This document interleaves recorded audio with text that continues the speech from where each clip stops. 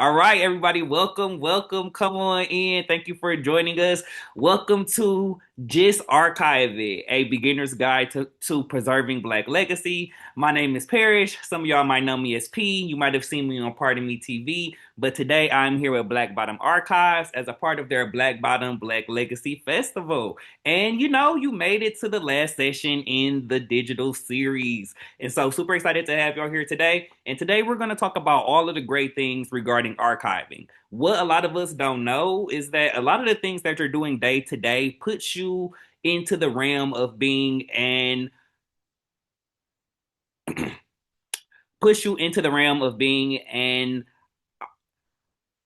archivist. And so today we're going to talk about some of the things that you can add to your journey, some of the things you can learn about how to get better at your journey, and just some of the things that you can do just to keep on preserving Black legacy. So as we share the screen, we're going to get all into it.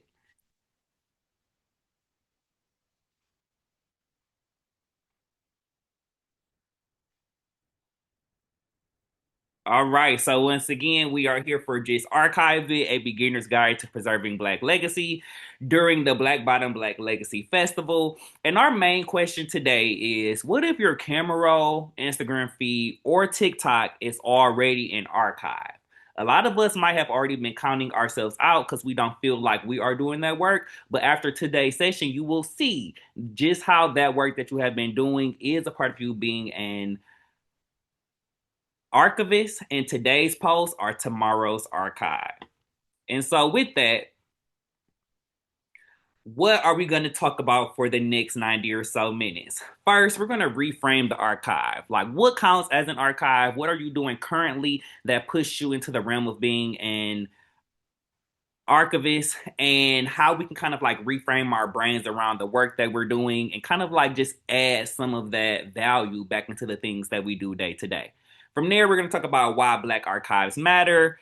We'll get into some of the pieces that identify social media as an archive, but also some of the like opportunities within that space as well. We're getting then from that point, we'll get into some step by step pieces into archiving one on one, some things that you can do to kind of like make your archiving more efficient. Then we'll talk about family and community and how sharing those stories are also a part of our journey as being an archivist. And then from there, we'll get into an action plan that you can create and probably answer some questions that might have come through. Now, before we get into all of that, who am I and what are the workshop goals? So once again, my name is Parrish, but y'all can call me P. I am the founder and CEO of Pardon Me TV, which is an edutainment platform that celebrates Blackness and seeks to answer the question, what is going on around here? So helping people understand how does the day-to-day world around them work and lead to the lives that they have to live. In addition to that, I am a DEI consultant, so diversity, equity, and inclusion has always been a passion of mine. And so, doing that work with folks out in the community with different organizations, anyone who might need the services as far as diversity, equity, and inclusion, and how we can get better at that. I do that as well. In a previous life, I was a previous classroom teacher. I taught all grades in between second and fifth.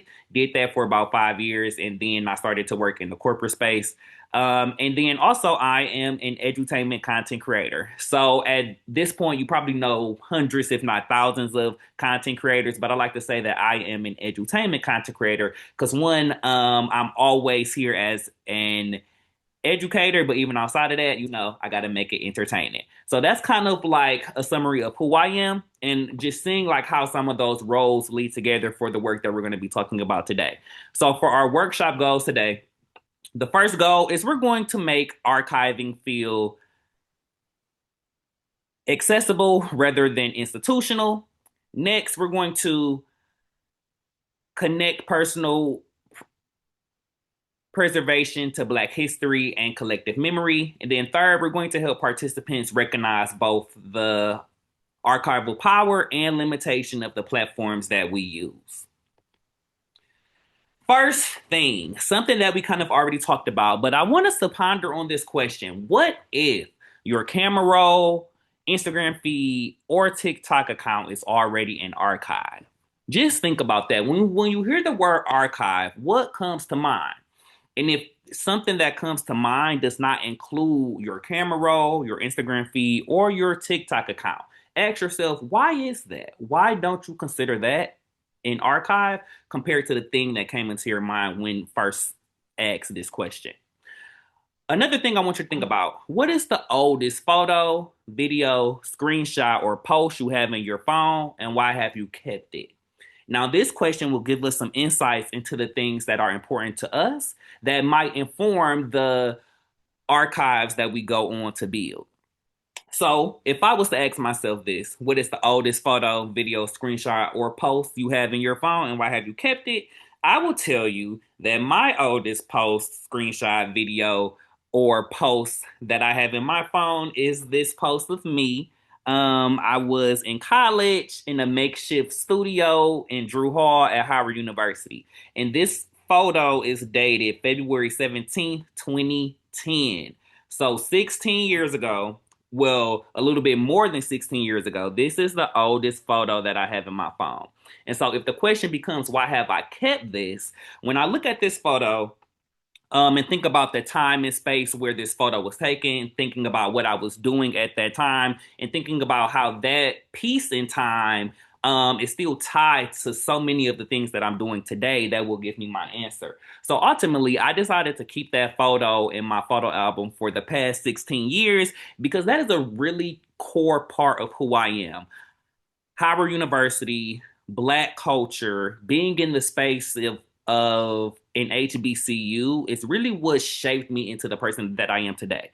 But then even outside of that, in that photo, I was in my freshman dorm in my next door dorm neighbor's room recording my first ever mixtape. So just knowing that and knowing what that moment felt like and how that moment showed me like so many pieces of who I am and have always been is the reason why I decided to keep that photo. Music has always been a great part of my life. Being creative has always been a great part of my life. So having that photo at Howard in my freshman year dorm, doing one of the things that I would say is probably one of the most creative things that I have done, is something that just like keeps me grounded, especially in those times when I'm trying something new or like doing something that I haven't done before. I can always go back to pictures and posts like that and be like, wait, I've been in this space before where I'm doing something new and look what came from that. So just being reminded that I can do new things, and that photo and that post in my phone is one of the things that reminds me of that. So thinking about you, when you look at your camera roll, what is the oldest artifact that you have in that phone? That might give you a clue as to when you start doing your archive work, what types of things you might be drawn to save, what types of things you might be drawn to preserve, and why might that be the case? Now, with that, I asked you a question earlier. What if your camera roll, your TikTok account, or your Instagram is already an archive? And for a lot of us, we don't envision some of those things when we hear the word archive. For a lot of us, when we hear the word archive, we think that it has to be a building, a library, a museum of some sort. But an archive is not just a building. An archive is a collection of materials preserved because they carry information, memory, or meaning. So just like the post that I showed you that's in my phone for the past 16 years, that is a piece that carries information about me. It is a piece that carries memories that I have, and it is a piece that means a lot to me as it still pushes me forward. So when we think about archiving or what is considered to be an archive, some of these things can inform the archives that you will go on to build. So photos, screenshots, text messages you might have, voice notes, videos, flyers, recipes, memes, playlists, group chats, social posts, family stories, like the list goes on. One thing that we need to note is that you don't need a museum, a degree, or permission to begin preserving history. I think that a lot of us really feel that if we aren't in the official role of being an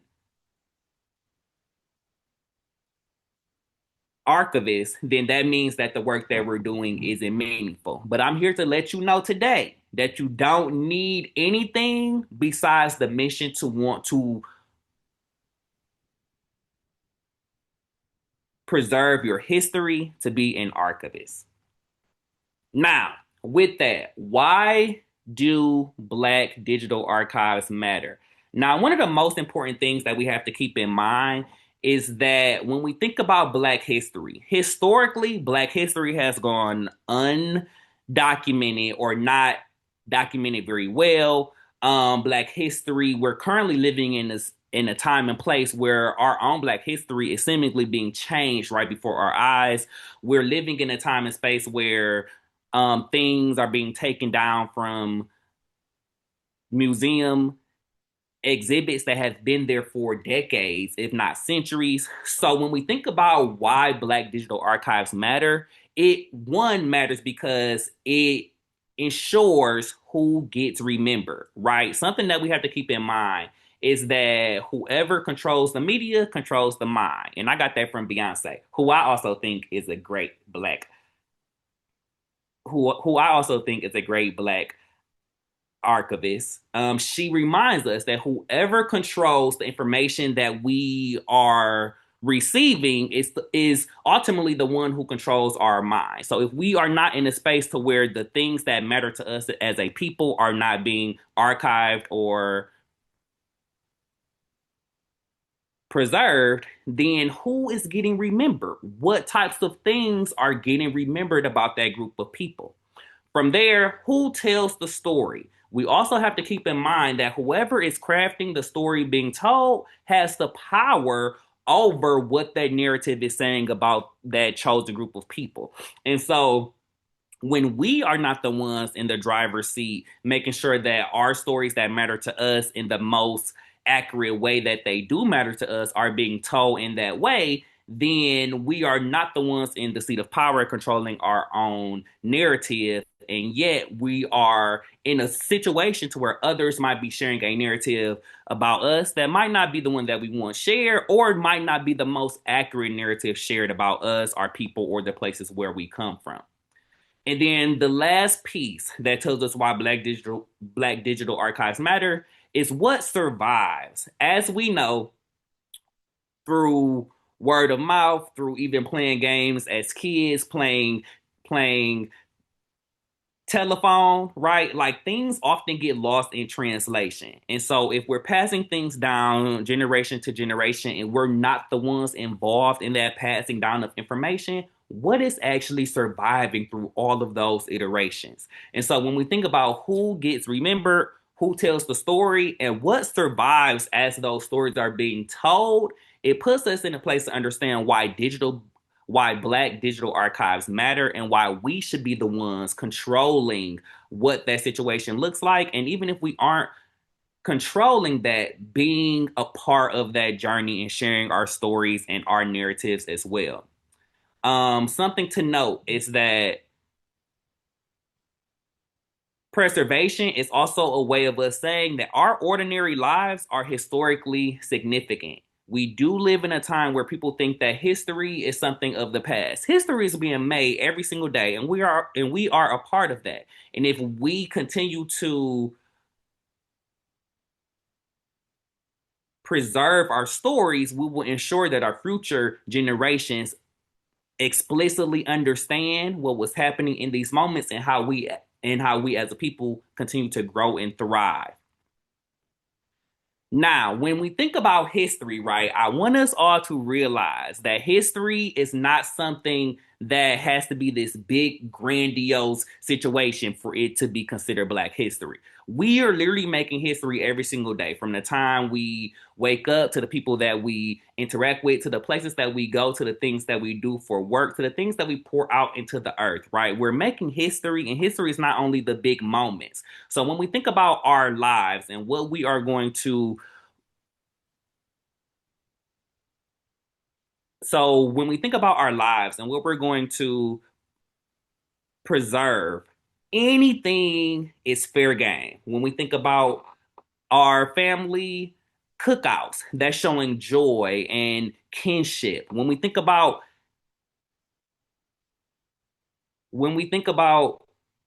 hairstyles, that's us showing our style and our identity, from local businesses to church flyers, even to the language and culture being shared on Black Twitter, to our families' inside jokes, to our fashion, and even how we celebrate birthdays. What seems ordinary now may be extraordinary evidence later, right? Everybody that will interact with the archives that we build might not even be a part of the moments that they're going to witness within those archives. So things that we think are not important to us might be important for somebody else. And so that's why I'm always passionate about us preserving our history, whatever that means to us in whatever way we see fit. Because at the end of the day, everything that we do isn't only for us, and these things will impact other people moving forward.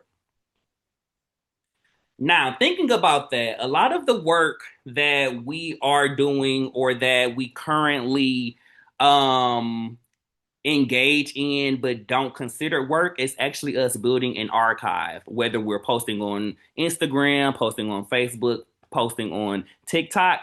That ultimately is a collection of your life over the years. I like to say that Instagram is my personal scrapbook.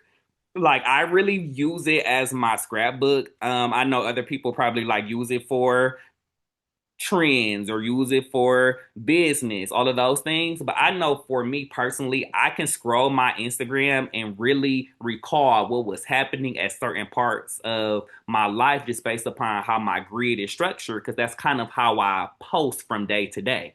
And it can give you some insight into like where I was at different times within my life, whether like what types of things I was interested in, what types of places I traveled to, even to like what types of people I hung out with, and kind of how you scroll the grid, you see like some of those things might start to change.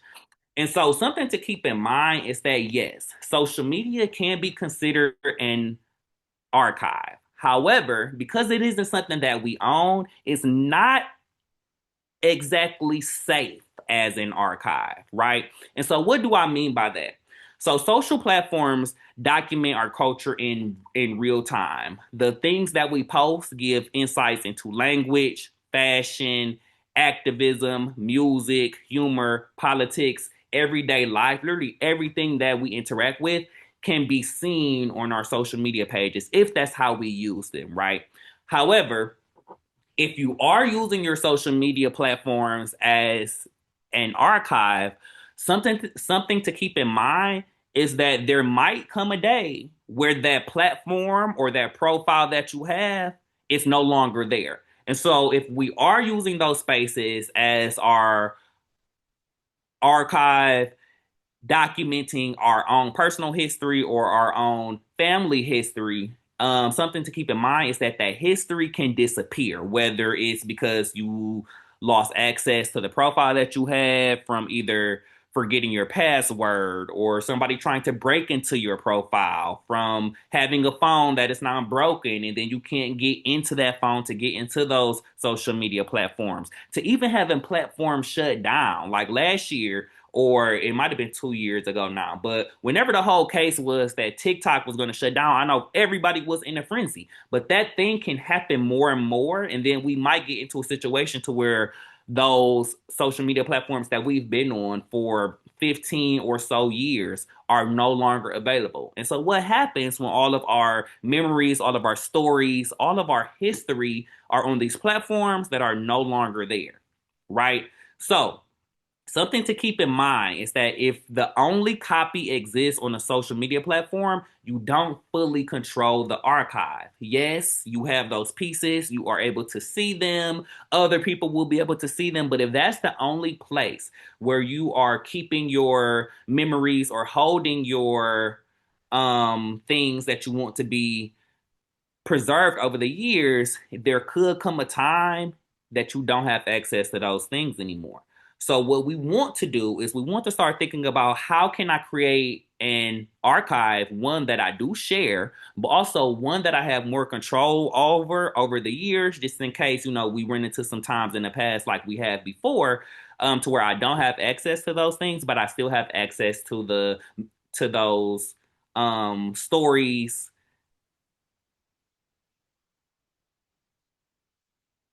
histories, or memories that you have preserved over the years.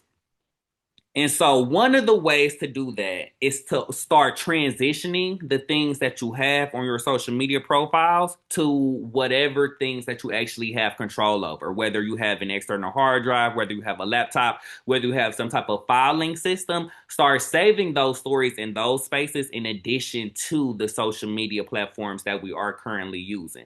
Now, thinking about what should you actually save or what should be a part of your archive, four things matter the most. One, people, places, moments, and stories. Now, when we first started, I showed you the oldest post that was in my phone, and I said that that post was important to me because it was capturing a moment in time to where it was very core to who I am. Being at an HBCU, being in community with my friends who had skills to help me bring my creativity into the world, right? Being creative, right? So just thinking about what I typically choose to save, I'm typically choosing to save things about Black culture. I'm typically choosing to save things about relationships, whether that's friendships, family, um, any other type of relationship. I love people, understanding people, thinking about people, learning about the skills and gifts that people have and how they give those things to the world. And then creativity. Like I'm always interested and intrigued just by how creative people are, whether it's me, whether it's someone that I know, whether it's just the greatness or the genius in someone else. That's something that always inspires me. So when I'm thinking about, okay, what do I want to say? What do I want to share? What do I want to archive? It's always something regarding those three things, whether it's about Blackness, whether it's about people and their relationships with others, or whether it's about people and their relationship with their own creativity. So those things really matter to me. But as you think about building your archive and how you can become better as an archivist, these are the four things that you could possibly ask yourself to help you identify if something is worth saving, if something is worth preserving, if something is worth adding to the archive that you are looking to build. First, the people. Who is represented here? Once you have identified what things within this people category matter to you, that will help you pinpoint what types of stories you want to what types of stories you want to save or preserve. So you might be somebody who is interested in all people, or you might be somebody who is interested in people from a certain place, or people within a certain age band, or people with a certain um skill set, right? So once you have identified what types of people you feel drawn towards, you feel interested in, then we think about places, right? Where did this happen? Or what types of places are you interested in? Are you interested in the church history? Are you interested in city life history? Are you interested in just the history in the places where you live, right? What types of places pique your interest? From there, moments. What types of moments are resonating with you? What was happening around that time? Are you looking to document celebrations? Are you looking to document everyday life? Are you looking to document protests and how groups of people have overcome certain things? That will give you some insights into what moments that happen will be worthy, or you might see value in preserving those memories. And then from there, lastly, what story is being shared and why does it matter, right? As we live day to day, there's so many things that happen in every day that we live. if we don't kind of like focus on these four pieces, it is possible just to like get in this brain frenzy to be like, oh, I don't know what to archive. There's so many things going on. Everything matters. And as somebody who does believe that everything matters, everything is serious, this framework has kind of helped me like not, literally be in a frenzy all of the time trying to archive everything, because I have decided for myself, like what are the most important things to kind of help kind of fade out some of that, cloudiness that can come with focusing on every single thing. So for yourself, ask yourself, what are the pieces that resonate with you within each of these categories, from people, places, moments, and stories. And then this context that you have will help you in order to turn the things that you save into an actual archive versus just having a collection of memories from over the years. Now, once you have identified from those four main themes, what is sort of the like things that resonate with you, you're gonna have a ton of artifacts, whether it's pictures, whether it's videos, whether it's screenshots, whether it's saved voicemails, it can be anything, right? Now, within those pieces that you have, in order to have a very effective archive, you might want to start changing the file names, using a file name pattern that helps you quickly identify some of the artifacts within your archive. Now, this is something that I'm still growing with transparently. I still need to get better at making sure that I'm labeling my files correctly, because I hate when I come to the time where it's like, okay, I need to find something and I know exactly what it is that I'm looking for, and I go to my computer and I can't find it. And I'm searching and I'm typing and I'm thinking that I'm using all of the good keyword search words and nothing is coming up. It's because I haven't named my files correctly. And if you have an archive that is full of great things and great Black legacy and great Black history, but you can't find anything within that archive, it's not as effective as it could be.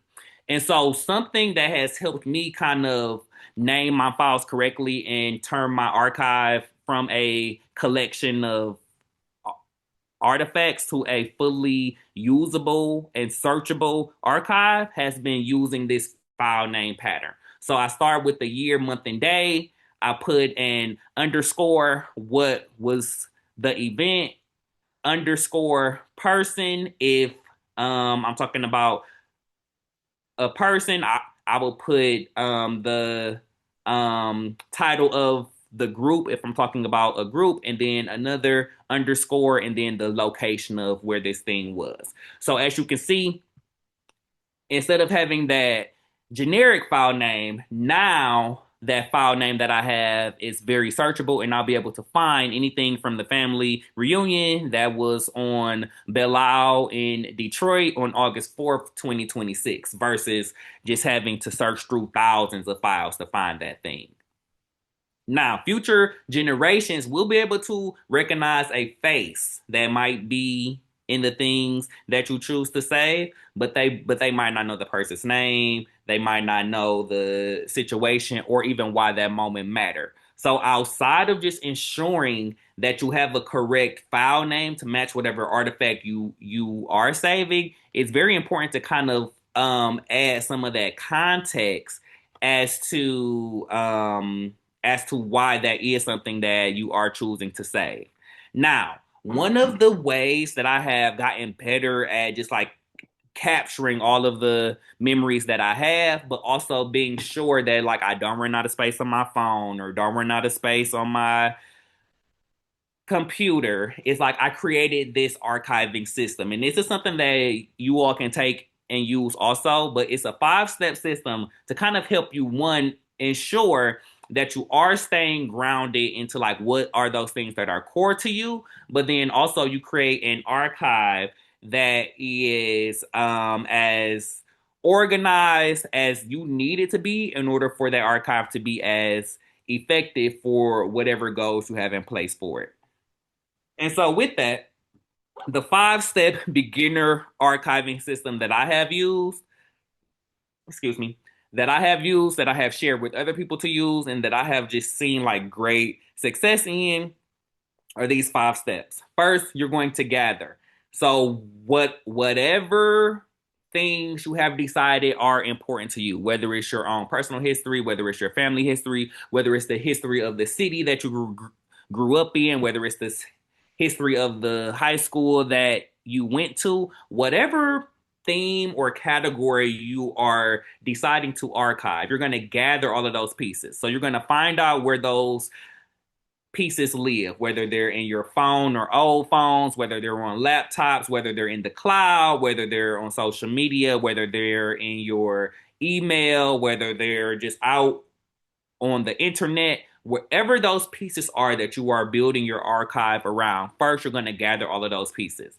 Now, once you have gathered those pieces or gathered an idea of where those pieces are, something to keep in mind is that you're not going to save everything. Kind of like we mentioned earlier, that will be such an interesting thing to save everything that you are finding within a certain category. That will be endless, right? So we're not going to save everything. You're going to prioritize those things that are meaningful to you based on those 4 steps or based on those 4 things that we just talked about. What are those things meaningful to you? From the people to the moments to the stories, documents, and creative work. So choosing once again to stay grounded in that theme of the um artifacts that you are gathering, but also within that theme, choose and prioritize those meaningful moments, people, and stories that are most important for your archive. From there, once you have gathered and then you have prioritized and chose what you gathered, now it's time to organize, right? So, kind of like I was talking about earlier, I have pictures from 16 years ago, if not longer, in my phone. And it's such a headache just to try to scroll and try to find something just based off what I know is in there. But when I had created an organized system, whether I use folders, whether I use file names, whether I use sections and categories, it made it that much easier to post the things that I wanted to post or share the stories that I wanted to share or make the content that I wanted to make, is because everything was already organized and was structured in a way that when it came time to sit down and work, I could actually start working versus trying to find everything that I was trying to work on. So you want to organize your things in a way that helps you do that as well. So you can create folders by person, by year, by project, by family, whichever way you choose, just make sure that you create a system that is organized and that you can understand. From there, you want to describe what is happening. So you can do that by renaming the files, but also adding any basic context, talking about who, what, when, where, or why. Within every type of piece of technology that we use, whether you're doing this on your computer or doing this on your phone, there are ways to change file names, but there's also ways to add tags to each file so that when you search that tag, that piece will come up as well within that search. So after you have decided to rename your files, it might be a good idea to kind of like add some of that basic context, who, what, when, where, and why, to any of the other fields to kind of like help whenever you might need to search those things.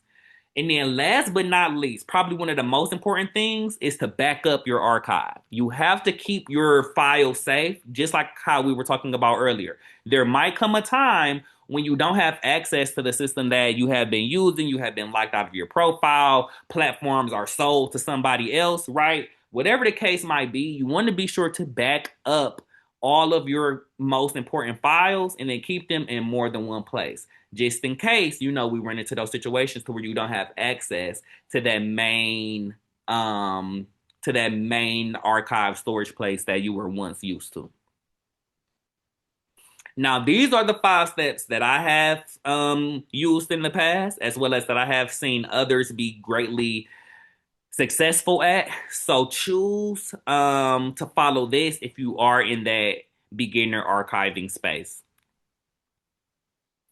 Now, if you are creating a folder structure, this is something that has helped me also when we are archiving. And keep in mind, archiving, you can make an archive about anything. I want you to get out of that mindset that if it's not in a library or something like that, that it is in a real archive. We are deserving of being the Black history that we are living every day. And the things that we are doing deserve to be shared and saved to future generations. And the only way to do that is by ensuring that we create our own archives. Whether you think of something big or small, just know that you are worthy. And so once you get past that and get to the place of creating your own personal archive, a folder structure is something that can help you, one, locate those items, but two, it will help you mitigate any confusion that can come about by having thousands, if not, hundreds of thousands of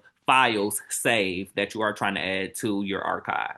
And so for me, my digital archive, I have about 7 different folders from family to friends, community, work, and creative work, from events to social media, and then oral histories. And so, depending upon which of those folders I'm working in, I have another subset of a folder structure. But it's up to you, right? You can choose to organize your folders by year, by person, by event, or by project. Whichever way you choose, the best system is the one that you will actually maintain. So if you are choosing to create folders or create a folder structure and you organize it by year, those are probably best for like long running collections. If you create a folder structure and you organize it by person, that's probably best for like your family history or your friendship history. If you create a folder structure that is organized by event, that will be best for milestones. And then if you are creating a folder structure that is based on project, that is probably best for your creative and your community work. And so within all of these folders that I have within my digital archive, I have a different folder structure within each. So in my family and friends folder, in my family and friends digital archive, I have that folder structure and I have that organized by person. Whereas for my work and my creative digital archive, I have that. Now, that one is a pretty interesting folder because first I have it set up by year. So I have the folders per year. And then within the year folder, then I break it down by project or by event. And so it's really up to you. Whichever structure works best for you to keep track of all the things that you are keeping track of, that is the best way to go. But you have to have some type of system, whether it's folders, whether it's file names, whether it's separate hard drives. You need to have some type of organized system that you can use to get access to the artifacts that you are including within your archive. Now, we just mentioned this, but it's very important that you have more than one copy. Because, like we said, one copy is extremely vulnerable, especially if that copy is only on social media. If your main source of your archive is social media, I want you to start thinking about how can you pull some of those things from those platforms and save them or create an archive on something that you will always have access to. Now, there's this 3-2-1 idea that kind of helps me really organize how to keep track of all of the things that I am archiving. First thing that's most important is three. You want to keep at least 3 copies of your most important files. Whether that are things saved on your computer, you save them on a hard drive, like an actual physical hard drive, you save them on like a Google Drive. You just want to be sure that you have more than one copy of the things that matter most to you. From there, you need to have 2 types of storage. Now, for me personally, I love external hard drives. I just think that I've gotten to the point to where like I'm archiving so many things that I have a lot of hard drives. And I'm running into an issue now to where I don't remember like what's saved on what hard drive. So that's something that I'm currently like problem solving. Like as you grow in your archiving journey, there will always be something to get better at. And I'm currently at that stage. How can I get better at storing the things that I need to store? And so keep in mind for you, whatever works best for you, just make sure that you have two types of storage, whether it's your computer plus an external hard drive, whether it's your phone plus your computer, whether it's your Google Drive plus an external hard drive. You just need to make sure that you have two types of storage, especially when you get into archiving and you get like really into the heat of it, you're gonna realize that you have tons and tons of files and those files take up space.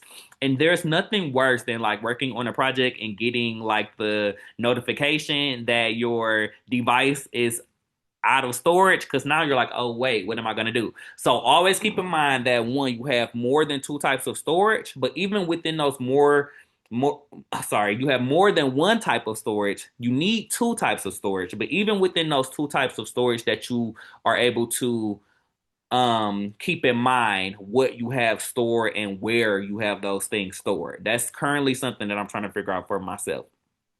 And then the last one, you want to copy elsewhere so you can use your cloud storage or another safe location. I know some people that I have worked with in the past, they have like one large hard drive that they just dump everything into. And that's something that they know if all else fails, I can go to that hard drive. Now, something to keep in mind is that you don't need a perfect system to start today. Some of us have already started and have been doing this work for a while and didn't even know it. But now that you know, make sure one that you have prioritized some of those things that you are adding to your archive, but also keep in mind to keep three copies, two types of storage, and then copy to one other place that you know you will always have access to.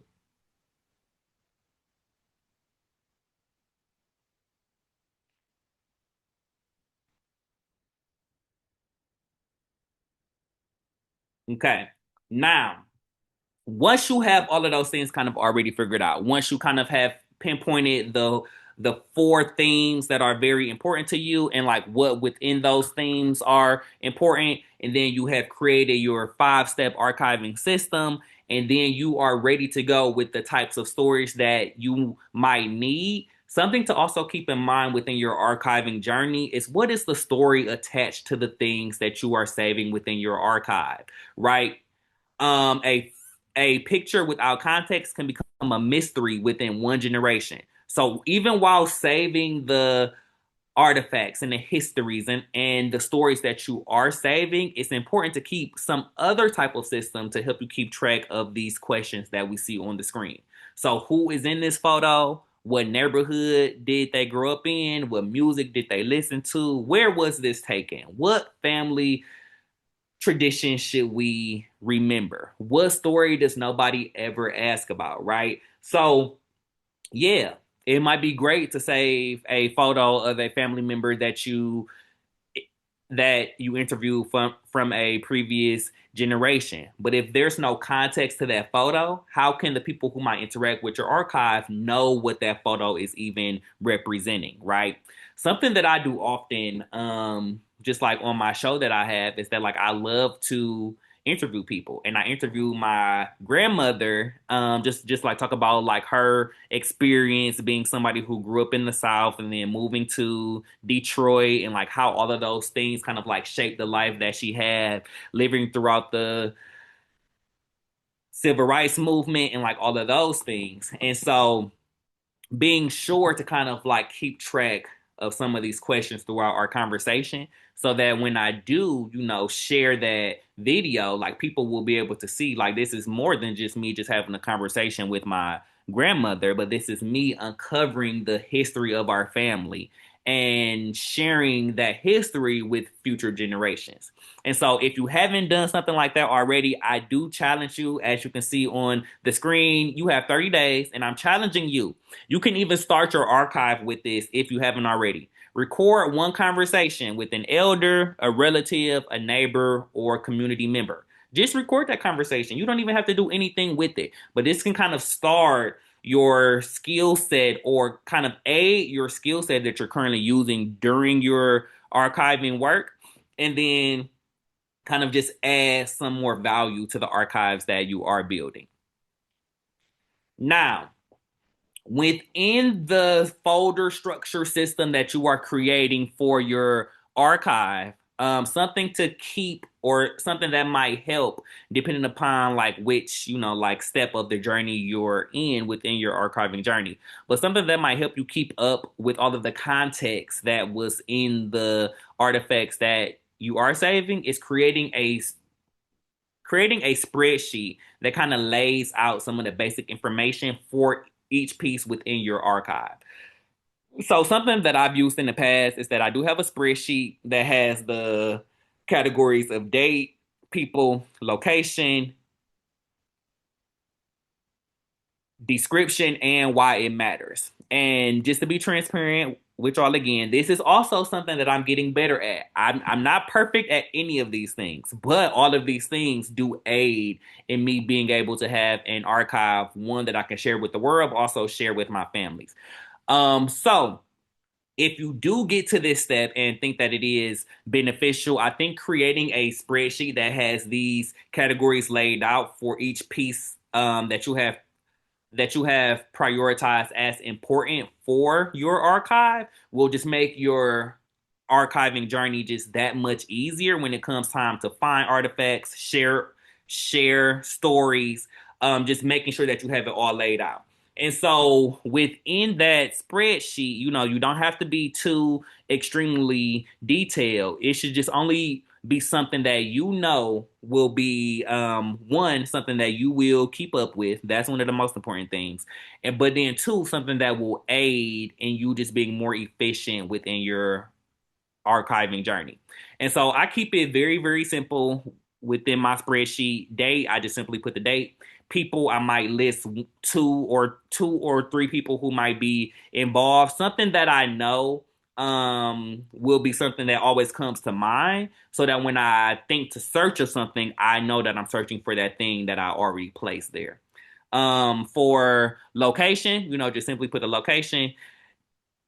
For the description, like I said, you don't have to do anything long and drawn out, just something that you will be able to recall when it's time to look for that information, and then why it matters. This piece is probably one of my most favorite categories within my spreadsheet is why it matters. It's because once again, I'm somebody who thinks that everything matters. I literally think everything is important. I think everything is big. But this why it matters column with on my spreadsheet just makes it more easy to really pinpoint why out of all of the moments was this moment chosen. So for you and yourself, make sure that you identify why it matters to add that to your spreadsheet so that when it comes time to searching some of these things, that you kind of know why this is even in the archive to begin with.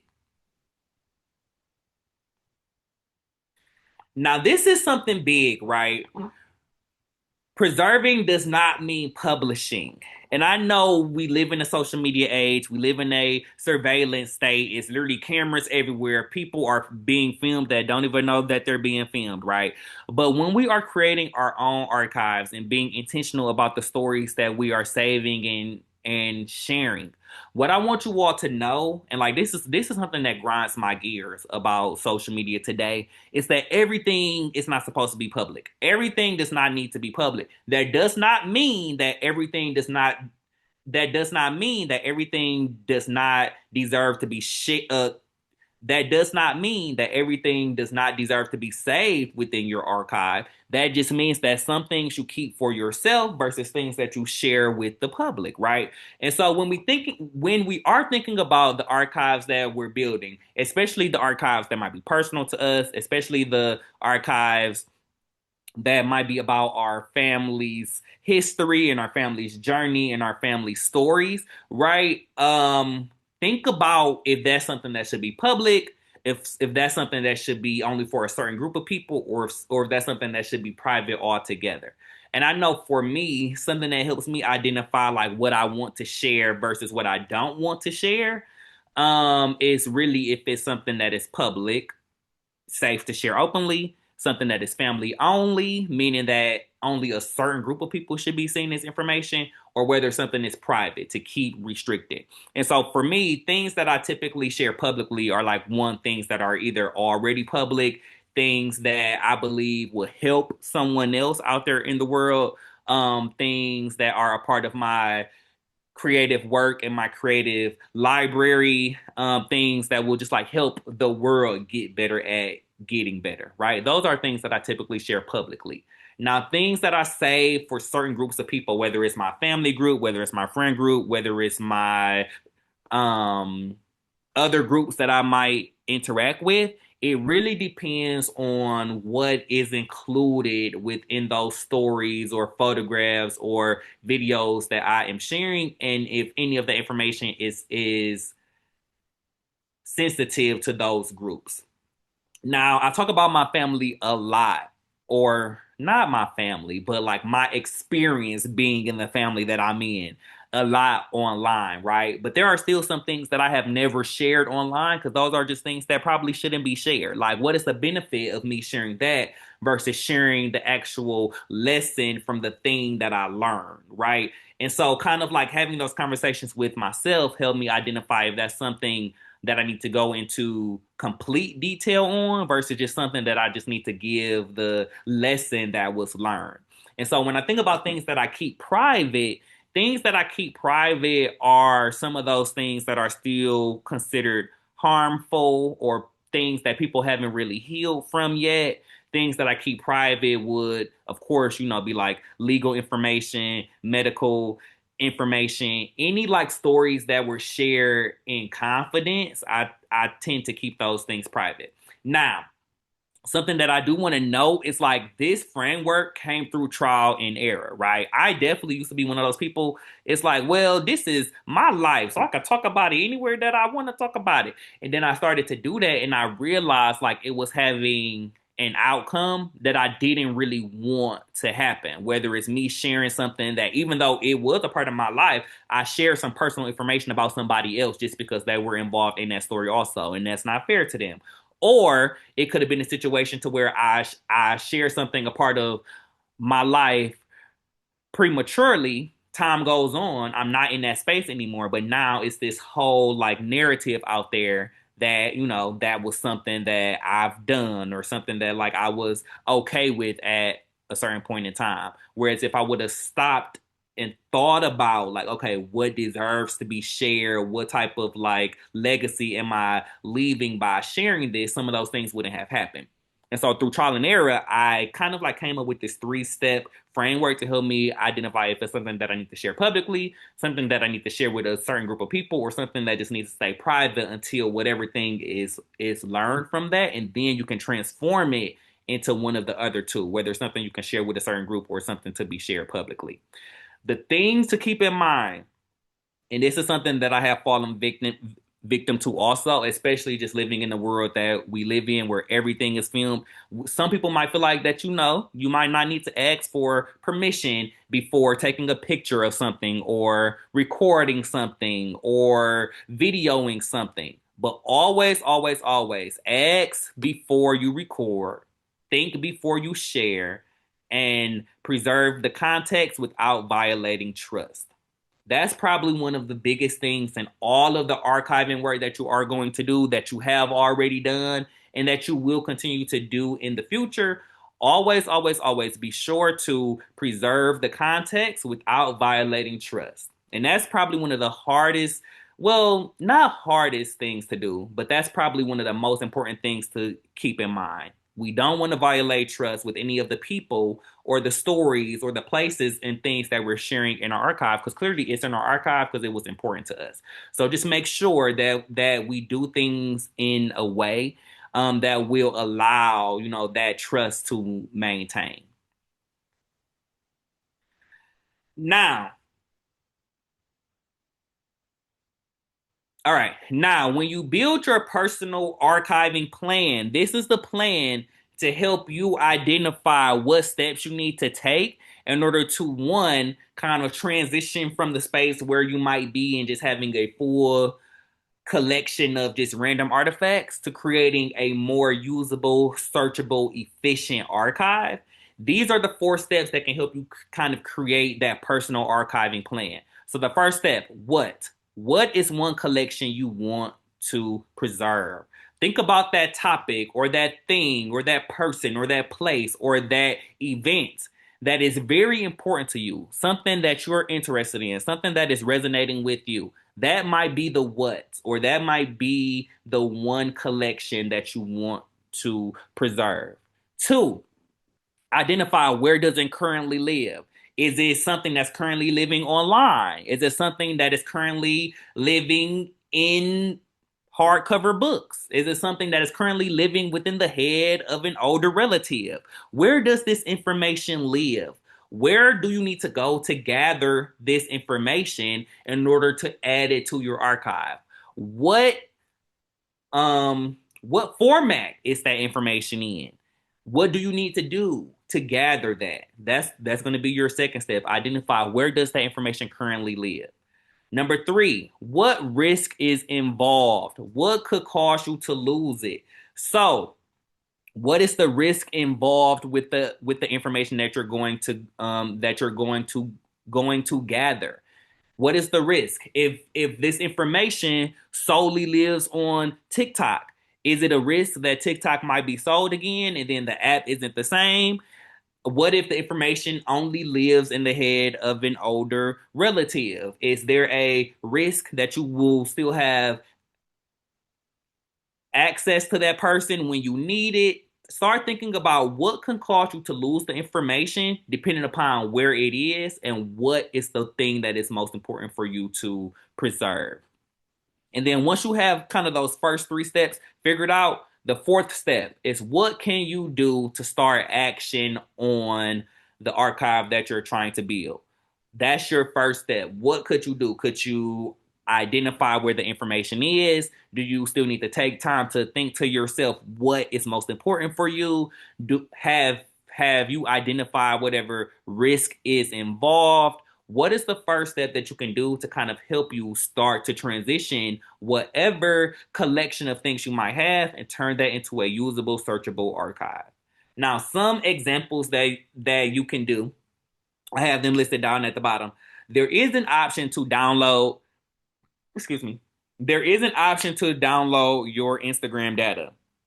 And once you download your Instagram data, you can download all of your all of your posts, all of your profile data, your followers and following. You can own that data once you have it downloaded. So now not only is it in the Instagram app, but now you have a copy of it somewhere.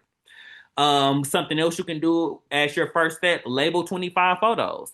I know we all have 25 photos within some type of folder, whether it's in our phone or whether it's on our laptops, but label the 25 photos using the file name template that works best for you. So instead of just having that generic file name, label that file name as something that, one, you will be able to keep up with, but then two, something that explains what is actually taking place. Kind of like we talked about in our slides earlier. I usually go date, event, person, location. But you can choose whichever file name template works best for you. What you could do in addition to that, you can interview your grandmother. That's something that I love to do. I love interviewing my grandmother, my granddad, just like any people who I believe have wisdom to share. So you can go ahead and do that. Interview somebody who you think will be a great person to learn from. Somebody who has information that you don't want to lose. You can go ahead and interview that person, or you can create a backup folder. Any of these options down here can be your first step to building that personal archive that you have been dreaming of, or taking some of those things that you already have and then transforming them into a usable, searchable archive because you already have been doing the work. Now, One of the most important things that I want you to recall from this workshop is that one, you do not have to be famous for your life to be historically significant. Everybody here has the power to create their own archive. The stories that you live through, the family that you have, the places where you go. Everything about you is worthy of being archived. We're already doing the work, so why not just really do it in a way to our best benefit? So, one, you're going to save it, name it, tell the story. One thing to keep in mind while we're saving all of our pieces, saving all of our information, saving all of the things important to us in our archive, keep in mind you do not want to rely on one platform or device, especially if these things are very important to you. Make sure that you have those copies saved elsewhere. Second, you want to name it. Don't just keep those general file names because that's going to be difficult to search and find the things you're looking for when it comes time for that as your archive grows. So you want to make sure that you document who, what, when, and where, rename your file names, and also create a separate spreadsheet if that's something that you think you might need to kind of keep the context all there. And then lastly, but one of the most important, is tell the story. Preserve why the moment mattered. It's always important to make sure that you understand what is the context for all the pieces within your own archive. Why was that moment important to you, and how do you plan to share that to benefit someone else? So, with that, I want everybody to remember to just archive it.